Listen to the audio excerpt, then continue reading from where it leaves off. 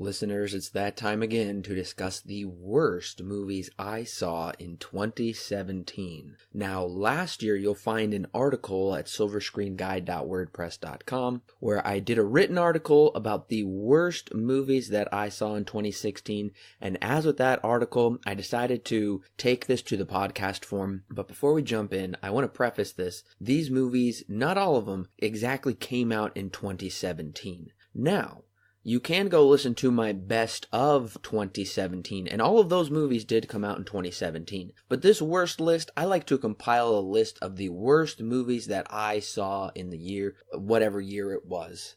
So this list will be broken down into about 4 categories, and they'll go off of the rating that I gave them. Now, like I said, these movies did not come out in 2017. There is a couple in here. You'll recognize a number of them that did come out in 2017. But just to give you a fuller list, and just so you know that I slogged through some terrible trash in 2017, just to your surprise maybe. But let's just jump into this list. I'm ready to tell you about my list of these movies that I looked back on, and I was like, what was I thinking? Wasting my time with some of this utter garbage. Or just, honestly, mediocrity.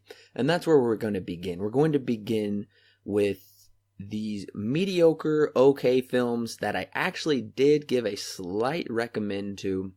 I gave all of these films a 6. And honestly, they're in no particular order within this category because they're all given 6s. 6 out of 10s, I should say. So the first one is Lion. I'm not going to say too much about this movie. I'll link down below to our 2017 Oscar discussion so you can hear my thoughts about Lion. It did get a slight recommend, but overall I found it to be fairly mediocre. The next movie is the Netflix movie Cult of Chucky. Now, for those of you who don't know, I do enjoy the Child's Play films. I can link to that review on the website. Also, I've got a link for the first 3 Child's Play films. 2 and 3 are my favorite, just saying. They're so bad, they're so good. That's what I was hoping Cult of Chucky would be. But alas, it wasn't. It wasn't terrible, but it really wasn't what I was hoping to get out of a Chucky film. The next one is Death Note. Now, another Netflix film. I love the anime Death Note. It is nearly perfect with the writing and the twists. I have seen it twice now. I rewatched it with my father. He hadn't seen it. I had to show him. I was so excited to show him. I showed him before this new Death Note movie came out. I didn't know really what to expect from the movie, but sadly, it really fell short of the book. It was really Americanized. It was really dumbed down for audiences. It was missing a lot of the elements that make the anime and I guess supposedly the manga, which I haven't read, which made those just truly great works of fiction. This was just incredibly mediocre and passable.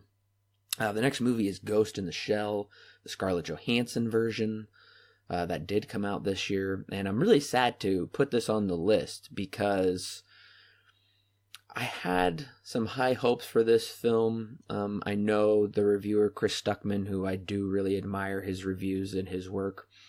He did say this movie, it didn't make his top best list, which I was glad to see because I don't think it deserved that. But he did claim it as an underrated film, which I can understand that, although for me, this fell really short of coming to the philosophical roots that are in the original Ghost in the Shell film, which I think is an absolutely brilliant film with its storytelling and just sheer artwork and the really deep questions that it asks. I didn't get that in this Ghost in the Shell. That's why I thought it was just a mediocre, passable live action interpretation of the show. And honestly, even Ghost in the Shell standalone complex, that's the only other Ghost in the Shell material that I've seen. I do enjoy that as well. Not as deep, but a little more clever than this. So I was pretty disappointed. I was wanting a lot more out of it. I was wanting it to go a lot deeper. I understand that bringing this to mass markets, you're going to have to be able to open your film up to a wide variety of audience understandings. So I can see why they did certain things, but it was, in certain areas, it tried a little too hard. I can't even count how many times they used the title words "ghost in the shell," but it did lack a lot of the depth that I was really hoping for. And to round out the first category in the sixes of the mediocre films is Pirates of the Caribbean: Dead Men Tell No Tales. Now, Alan and I saw this together. He had 2 movie passes, so I got to see it for free, which was nice. Thanks to you, Alan. We got to see this in the summer. That was one of the first movies we saw of the summer, and it's a okay addition to the Pirates series. I love the first film. I haven't revisited the second or third in a long time, but I remember enjoying them. I know Alan, I don't think he really cares for them, and supposedly other people don't as well. I always liked them. I always thought they're great adventures, but I haven't returned to them in a long time. And the fourth one was okay. I remember seeing that in the theater, and then supposedly the fourth was supposed to kick off a new trilogy, but we didn't get this one for a really long time, and I don't know if this really has too much of a connection between the others, so who knows about this one. But anyways, I thought it was just okay. It really didn't push any new boundaries. It didn't give you that same sense of adventure that the first movie gave, but yeah, it was a mediocre movie. Alright, now we're moving into the 5 out of 10s. These movies are subpar. From here on out, all of these are not recommends. But for the 5s, they are the mild not recommends. So in 2017, I saw Hidden Figures. Definitely gave that 5 out of 10. I felt that movie was too preachy and just kind of going for that, Disney look that we see a lot with these live action Disney movies, but I just felt like it fell short in a lot of areas because of how preachy it was and how it was really trying to make connections between the 60s and today. And I personally didn't care for it. I found it to be boring, honestly, and way too long. I was clock watching for the last 30 minutes. I won't go too much more into depth with that because I did discuss it in our 2017 Oscar discussion. The next movie on the list is In the Mouth of Madness, and I was pretty sad that I had to give this movie a mild not recommend. This is a John Carpenter film, and I heard it was very Lovecraftian. Well, I guess it is in some ways, but overall, it's a very subpar movie. I found it to be kind of boring. I would never watch it again. We only got the creatures at the end. It really does tease you a lot with certain things, and I felt like it didn't pay off very well. The next movie on my list is Annabelle Creation. Now, I was really excited for Annabelle Creation. I should preface this by saying that I hate the first Annabelle because it's just a terrible ripoff of Rosemary's Baby. So many stupid plot elements to it. It's just a horrible movie overall. And sadly, Annabelle Creation, the trailers looked awesome. I did a 17-minute trailer breakdown for that movie, which you can go watch on YouTube, giving you speculations, looking at different things, how it might tie into the Conjuring universe, and overall, Annabelle Creation was just pretty meh. It was pretty subpar. The next movie is the 2016 all-female cast remake of Ghostbusters. Yeah, this movie was totally pointless. It was a total waste of time. I will link to that in the description below because Alan and I did do a Ghostbusters retrospective, and this was not a good entry. Totally pointless, waste of time. Not funny. The next movie is Aloha, which I believe is done by Cameron Crowe, starring a bunch of famous people that Bill Murray, I'm drawing a blank on the rest right now. It doesn't really matter anyway because I found the movie's plot to be very disjointed and confusing and not very compelling, honestly, which I was disappointed because the trailer got me excited. The trailer got me, well, maybe I should say the trailer got me interested in seeing it. It looked like a unique movie. But ultimately, when I sat down to watch it, I just found it to be too disjointed and not very compelling. All right, now we are into the next category, the 4 out of 10s. And This is not getting good. These movies are dismal, and they are all solid not recommends. All right, some people might not like my choice for the first movie I'm going to say, but we already discussed it in the 2017 Oscar discussion. It was the best picture according to the Academy's. Moonlight. I gave Moonlight a 4 out of 10. I found the story to be not very compelling at all. I found it to be interesting up to a point, but then we would move on to the next phase. I didn't really find there to be really any character depths or really any explanations. I just found it to be a shallow movie overall. Definitely not worthy of Best Picture. That was incredibly frustrating. Go listen to what I had to say in the 2017 discussion podcast. The next movie, some people may be surprised. I was surprised when I saw it. Bull Durham. I had to watch this for an assignment, and honestly, I couldn't finish it because I didn't care.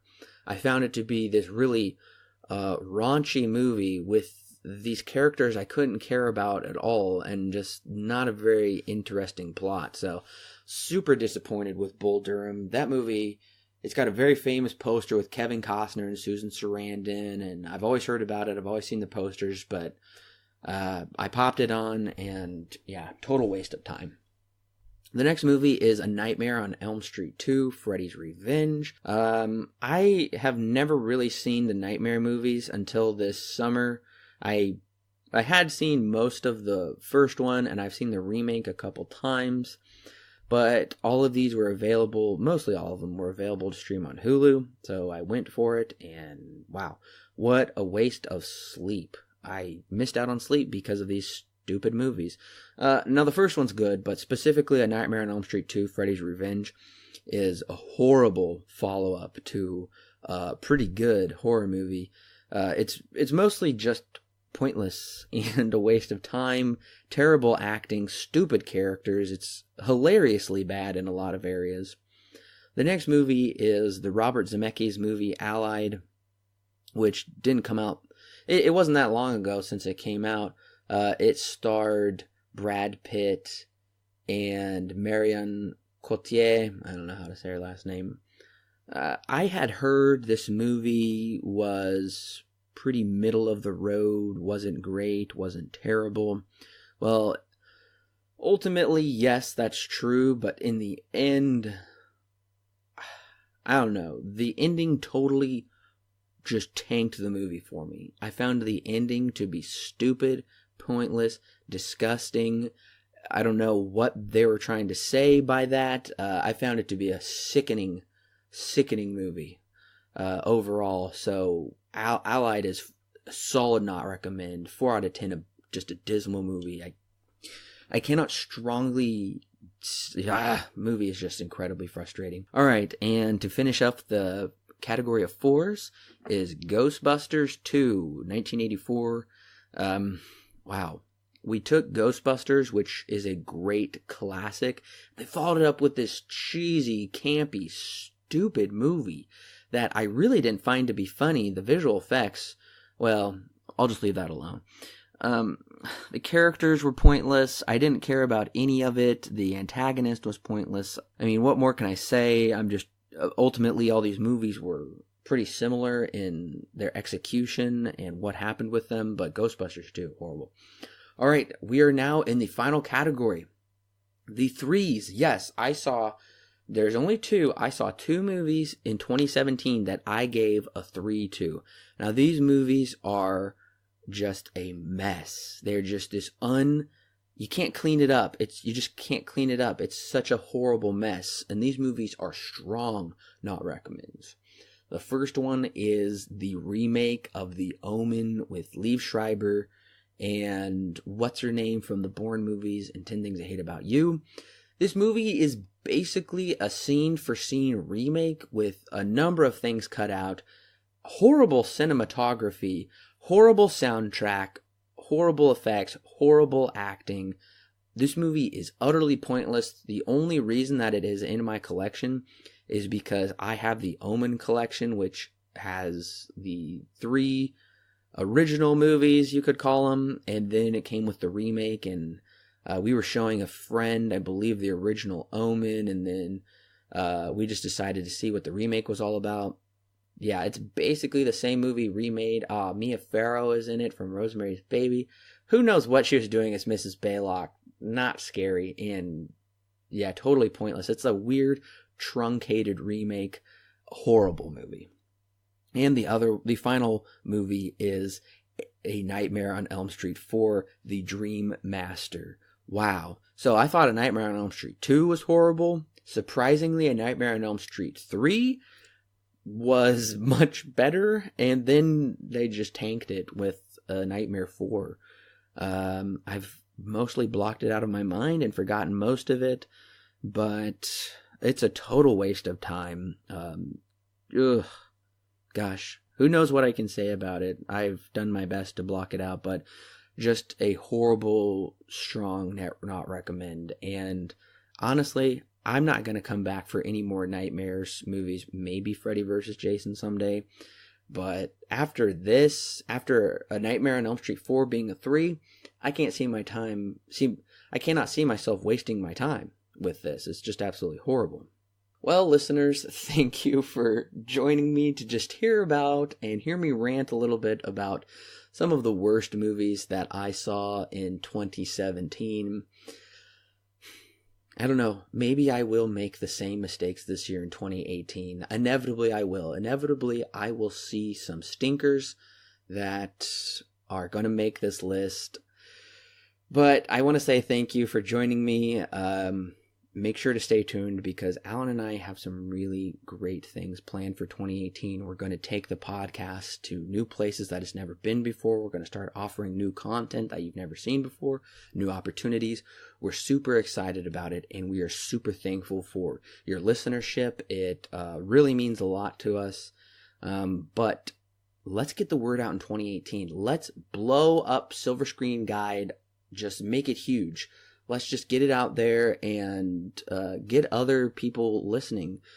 People who love movies just like us. And they could be the casual viewer or they could be the hardcore cinema buff. It doesn't matter. We want everybody to be listening to Silver Screen Guide. We want you to read the articles, watch the YouTube videos. I really want to bring you some more content on YouTube.